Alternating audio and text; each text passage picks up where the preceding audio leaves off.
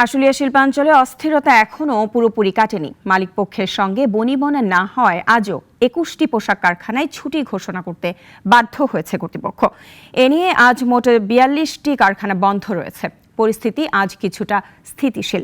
দ্রুত সমস্যা সমাধানের আহ্বান ব্যবসায়ীদের। অলিউল রানির রিপোর্ট।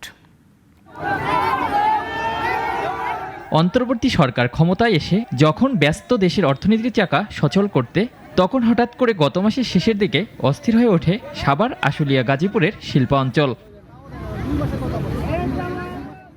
সকালে আশুলিয়া শিল্প অঞ্চলে কিছু শ্রমিক কারখানায় এলেও বিভিন্ন দাবিতে কাজ বন্ধ করে দিয়ে বসে আছেন।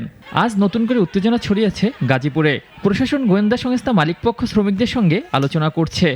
থেকে আমাদের 14টা দাবি উপস্থাপন করা হয়েছে তাদের কাছে, ম্যানেজমেন্টের কাছে। সেখানে প্রথম নাম্বার দাবি ছিল যে ছেলে নিয়োগ বাড়াইতে হবে। আমাদের সরকারি ছুটি ইয়েতে আছে, ক্যালেন্ডারের হিসেবে আছে 12 দিন, আমরা ছুটি 12 দিন পাই না। 15 মিনিট লেটে অফিসে ঢুকলে হাজার মাস কর্তন করা যাবে না। তবে পরিস্থিতি কিছুটা ভালো জানিয়েছে শিল্প পুলিশ। গতকাল বন্ধ ছিল 79টি কারখানা, আজ 40টি।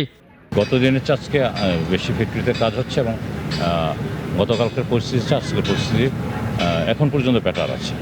দুপক্ষকে আলোচনার মাধ্যমে দ্রুত সমস্যা সমাধানের আহ্বান ব্যবসায়ীদের। যেসব বেল্টগুলোতে সব সমস্যা হচ্ছে, সেখানে আমরা চাই যে ওয়ার্কাররা যেন তারা কাজে ফিরে যায়। তারা নিজেদের ফ্যাক্টরি যেখান থেকে বেতন নেয়, তারা সেই ফ্যাক্টরি প্রোটেক্ট করার দায়িত্ব কিন্তু তাদের। তো সুতরাং আশা করতেছি যে আমি খুব শীঘ্রই জিনিসটা সলভ হয়ে যাবে। 14 দফার যৌক্তিক দাবি মেনে না নিলে কোনো শ্রমিক কাজে যোগদান করবে না বলেও জানান শ্রমিকরা। অলিউল রনি, নাগরিক, ঢাকা। 250টিরও বেশি ডিজাইন অপশন নিয়ে ওয়ালটন স্মার্ট ফ্রিজ, বোঝে আপনার প্রয়োজন।